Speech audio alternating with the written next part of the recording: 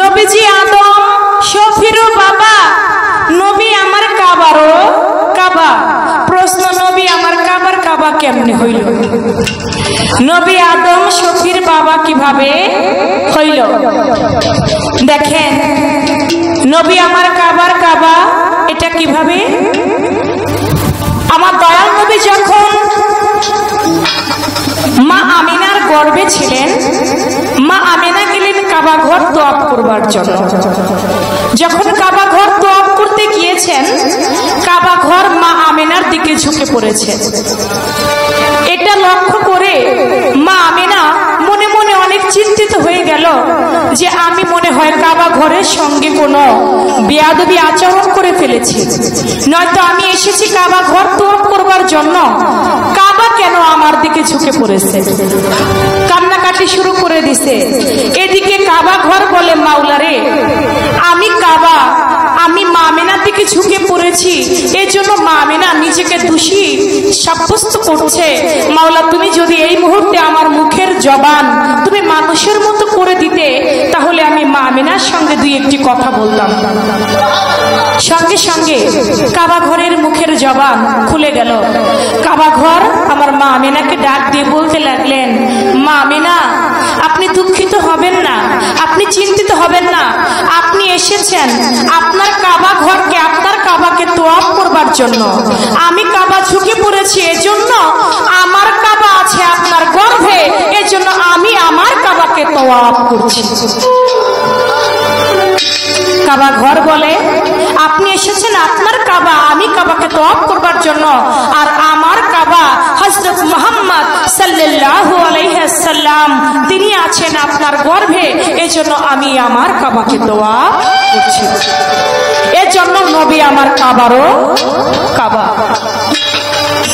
এখনকার কথা, নবীজি আদম শফির বাবা কেমনে হইল? আপনারা জানেন, আমার আল্লাহর নূরে নবী পয়দা, নবীর নূরে সারা জাহান পয়দা। আমার আল্লাহ পাক বলেন, আদম যখন কাদা মাটির রূপে মিশ্রিত ছিল, তারও 2000 বছর আগে আমার দয়াল নবী আল্লাহর নবী ছিল। আদম যখন কাদামাটি মিশ্রিত ছিল, তারও 2000 বছর আগে আমার আল্লাহর নবী তিনি আল্লাহর নবী ছিলেন, তিনি নবুয়ত প্রাপ্ত ছিলেন। এই জন্য নবী আমার আদম শফির বাবা। কাবা কিভাবে কালো হয়ে গেল আমার? দেখেন, কাবা ঘরে যে পাথর হযরতে আসওয়াদ যেটাকে বলে, সেটা কিন্তু আগে কালো রং ছিল না, সে ছিল কি দুধের চেয়েও সাদা ছিল। কাবা ঘর আসওয়াদ পাথর, সেই পাথরটা হাজীগণের চুম্বনে পরশ পেয়ে চুম্বন করতে করতে হাজীদের জীবনের গুনাহ সেই পাথরের উপর পড়ে সেই পাথরটা পর্যন্ত কালো হয়ে গিয়েছে। শুধু তাই নয়, নবীর প্রেমে আসওয়াদ পাথরও কালো হয়ে গিয়েছে। এই ছিল প্রথমে 3টি কথা জিজ্ঞেস করেছেন, আমি জবাব দিয়ে দিলাম। গান করেছেন বড় ভালো, মন সওদাগর সদা করো থাকিতে বেলা, আমার মন পাগেলা দিন ফুরাইলে ভেঙ্গে যাবে এই রঙের মেলা। গানটার মধ্যে শুনলাম, যেই পাতিলের রাইন দেখাইবা সেই পাতিলের নাই তলা। এই গানটা হলো দেহতত্ত্ব গান। আমার আল্লাহ পাক আমার এই মানব তরিটা দিয়েছে, এটা 16 আনায় পরিপূর্ণ করে দিয়েছে, 1 আনাও কম দেয় নাই। আবার আপনার থেকে 16 আনা মালিক বুঝে নেবে। 1 আনা যদি কম হয়, আমার আল্লাহ পাক কাউকে রতি মাসাও ছাড় দেবে না। তা আপনার কাছে আমি জানবো, 16 আনা ধন দিয়ে আল্লাহ পাক আপনাকে দুনিয়ার মধ্যে পাঠাইছে, আপনার যে পাতিলের তলা নাই, এই তলাটা আপনি কোন জায়গায় গিয়ে ক্ষয় করছেন? এই পাতিলের তো তলা আমার আল্লাহ পাক দিয়েই আপনাকে পাঠাইছে, কিন্তু তলাটা খুলছে আপনার কোন জায়গায় গিয়া? সে জায়গাটার নাম কি? এ কারণ কি? আর মানব দেহটা আমার আল্লাহ পাক 16 আনা দিয়ে পরিপূর্ণ করে পাঠিয়েছে। 1 আনা কম হইলে আমার আল্লাহ পাক হাসরের মাঠে তার এক নাম হবে ওয়াহিদুল কাহার। তিনি কঠিনের থেকে কঠিন হয়ে হয়ে সেদিন বিচার করবে, আপনি বলবেন যে 16 আনা দিয়ে আল্লাহ পাক আমাদেরকে দুনিয়ায় পাঠিয়েছে, সেই 16 আনাটা কি? এই একটা কথা আপনার কাছে আমার, যেহেতু মালজোড়া গান, একটা কথা গানের থেকে রাখা যায়, তাই আমি আপনার গান থেকে একটি পয়েন্ট আমি রেখে গেলাম। এবার আপনার গানের পাশে আমার গান থাকবে। নিজেকে দোষী সাব্যস্ত করছে, মাওলা তুমি যদি এই মুহূর্তে আমার মুখের জবান তুমি মানুষের মতো করে দিতে, তাহলে আমি মা আমিনার সঙ্গে দুই একটি কথা বলতাম। সঙ্গে সঙ্গে কাবা ঘরের মুখের জবান খুলে গেল। কাবা ঘর আমার মা আমিনাকে ডাক দিয়ে বলতে লাগলেন, মা আমিনা, আপনি দুঃখিত হবেন না, আপনি চিন্তিত হবেন না, আপনি এসেছেন আপনার কাবা ঘরকে, আপনার কাবাকে তোয়াফ করবার জন্য।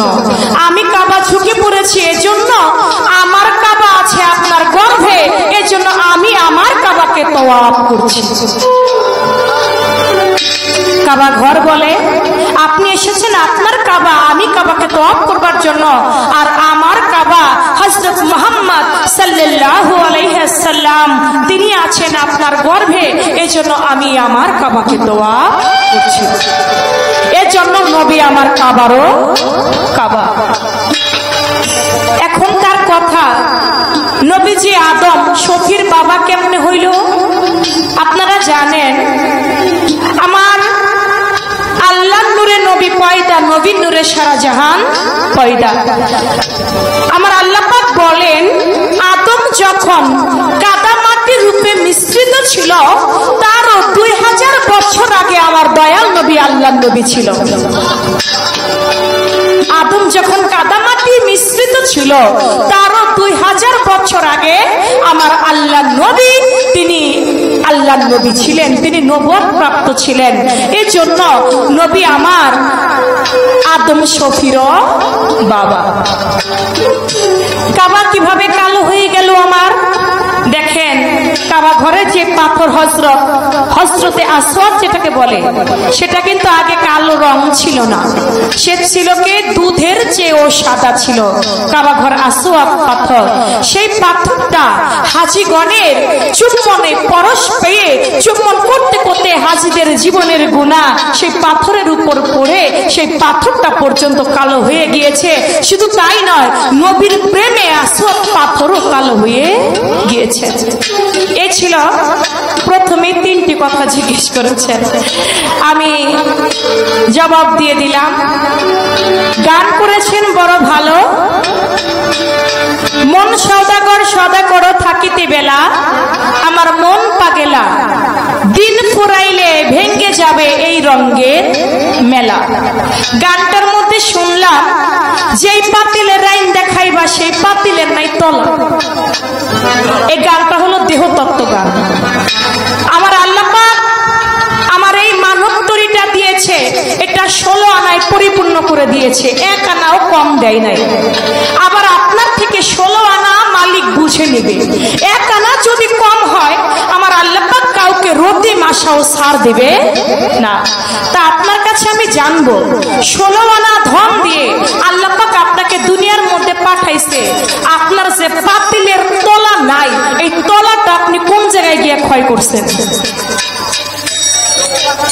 এই পাতিলের তো তলা আমার আল্লাহ পাক দিয়েই আপনাকে পাঠাইছে, কিন্তু তলাটা খুলছে আপনার কোন জায়গায় গিয়া?